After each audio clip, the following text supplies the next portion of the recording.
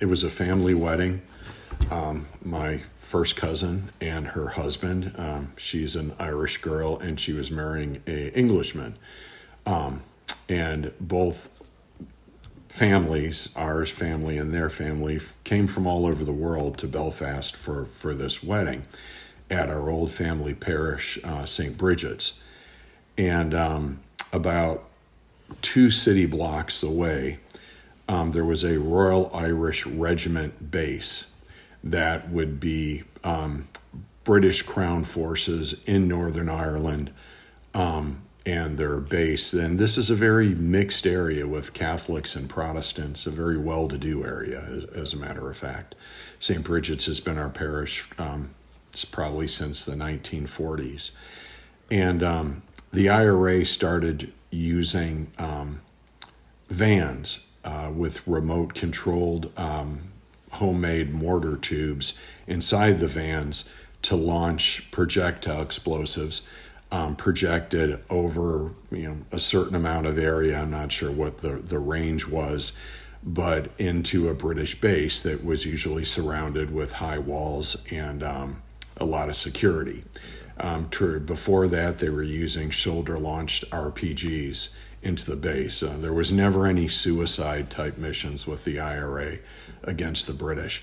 So what they did is they got a van and installed the mortar tubes inside the van and cut a hole in the roof and left it in the church parking lot. Our wedding parties show up. In fact, most of the wedding party showed up in what was like a Greyhound bus. And we showed up in our rent-a-car. And one of our cousins from the Republic of Ireland in the south, not part of the United Kingdom, was there to say the nuptial mass. And there was another family wedding that was scheduled after us, and there were a lot of the bride and groom were both disabled. So there was a lot of other disabled people in that wedding party that was waiting outside the church for their opportunity to go in and have their wedding.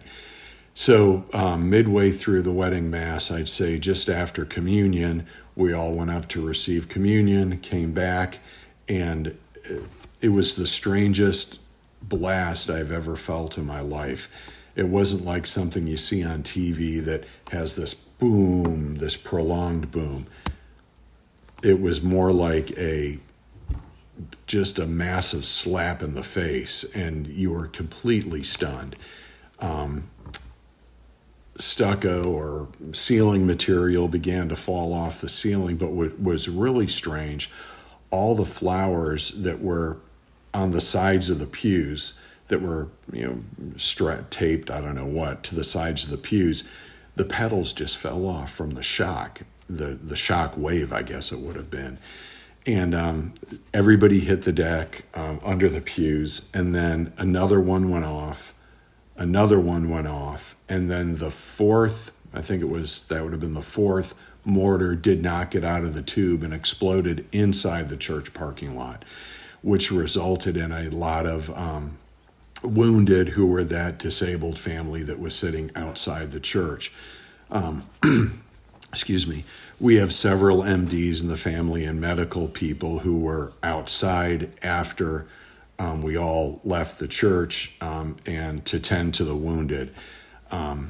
The bus driver that drove our family's wedding party bus was ejected out of the bus, and I think he may have lost a limb, if I remember correctly, but he was being tended to by our family.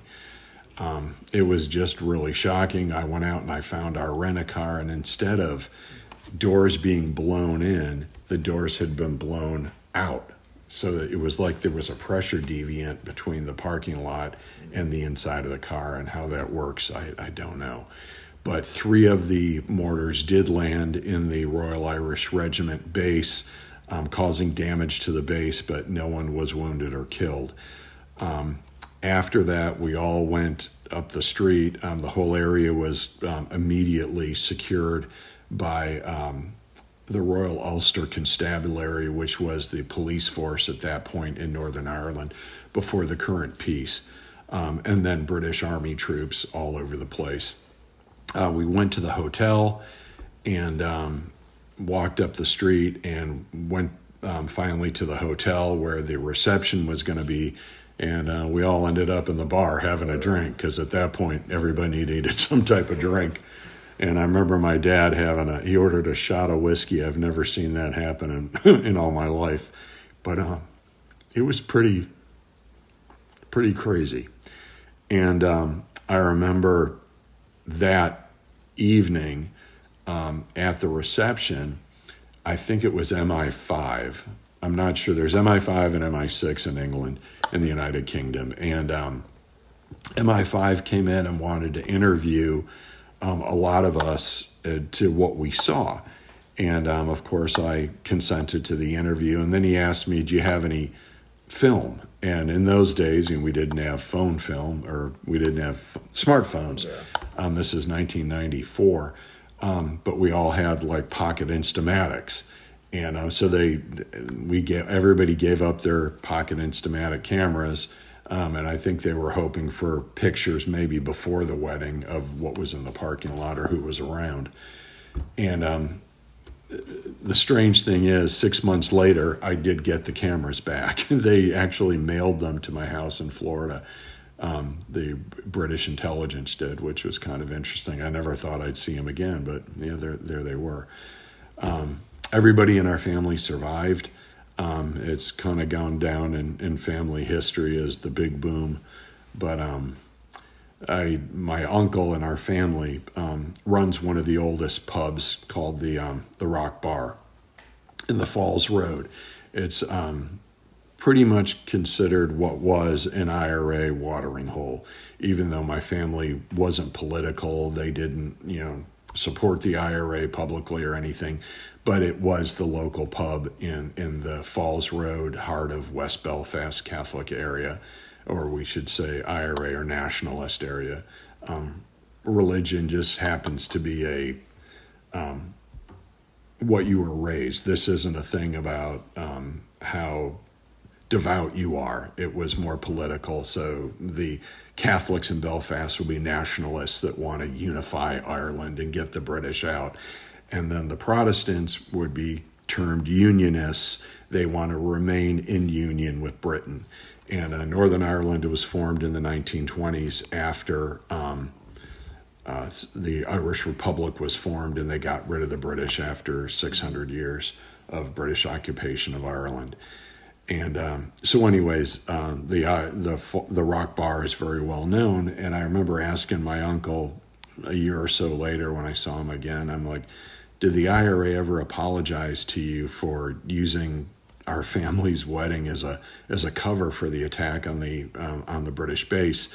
And he just looked at me and laughed and shook his head. Of course not. Everybody's in their minds, in the IRA's minds, everybody has a part to play to get the British out of Northern Ireland. And not that we wanted to play that part, we were kind of forced into playing that part. But strange as it would happen, the peace in Northern Ireland that still extends to today came around about a year later. And so that was one of the last major attacks by the Irish Republican Army against the British Crown forces in Northern Ireland. So that's kind of it in a nutshell. Yeah, so I want to go back to the actual incident. Sure. In the church, so the bomb went off while you were in the church. In the middle of the wedding mass. What? So obviously you've been to Northern Ireland a lot before then. As a kid growing up, was there ever, when you go over, like a sense of fear or like uneasiness over the looming troubles? Yes. I never really had a fear as a child because I was always with my grandfather at his home in South Belfast, which again was a well-to-do mixed area full of Protestants and Catholics or nationalists and unionists. Everybody kind of lived in peace there, but there was always an undercurrent in Northern Ireland because something could break out at any time. But I do remember as a kid, the British troops all over the place on patrols, walking up and down the streets. armed with long rifles, and in those areas, there was always, in West Belfast, there was always something going on. And I do remember as a kid being on the swing set in the backyard, just swinging, looking down across. We had a nice view of the western part of the city from that southern vantage point where my grandfather's house was, and I remember seeing an explosion and a big cloud of smoke, and it was just kind of surreal because I'm on this swing, but I always knew that obviously something was going on.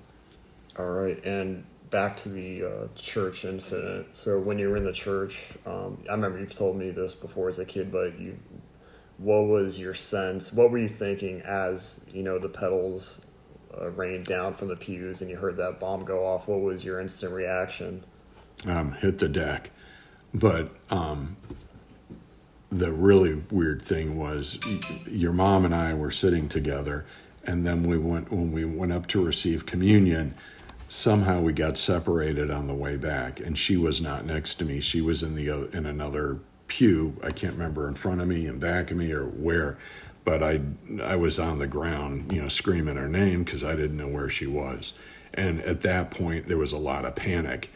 And then I remember my cousin Aiden, he ran in and kicked a side door open, and that's how we exited the church. Mm-hmm. And so what did you think originally? What did you think this was an attack by Protestants against the church originally? Yeah, there was that. Yeah, I did. I was thinking the doors were going to get kicked open and there would be machine gun fire. There had been attacks like that in Ireland, in Northern Ireland during the Troubles. I don't remember an attack directly on a church while people were worshiping like that. But there had been attacks on pubs where one side would come in and gun everybody down in the pub. But usually that pub was known as a known local for other IRA or other unionist paramilitary. So they were mainly attacks on each other. So it wasn't like a religious attack like you see in the Middle East, that they were going to come in and just whack a bunch of Catholics. It's really interesting. I'm looking on St. Brigid's parish website, and they have a history section. And this isn't the first. And the incident in 1994 wasn't the first incident. I think there was 3 other bomb-related incidents: one in 1970, one in 72, and one in 73. Those early 70s. The troubles in Northern Ireland, the most recent troubles, and that's what they call them. They call them the Troubles. And the most recent troubles started after the late 60s. In fact, the civil rights movement in the United States, in the southern states, really spawned the civil rights in Northern Ireland. At one point, if they discriminated against the Catholic minority. Ireland itself is a majority Catholic nation, but after the Irish Free State or Irish Republic was founded after in the 20s during the Irish Revolution, Northern Ireland was formed by the British government because it had an area majority of Protestants. So those Catholics in Northern Ireland were discriminated against for jobs, for voting. You couldn't vote unless you owned land or a piece of property. My family always owned property, so we were able to vote.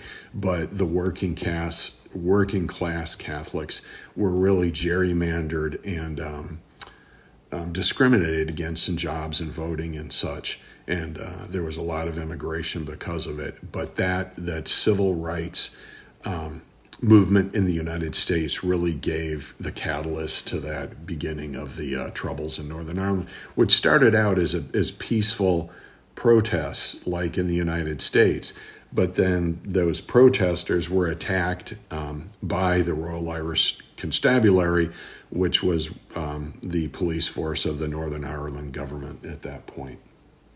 All right, I think we covered all we wanted to talk about today.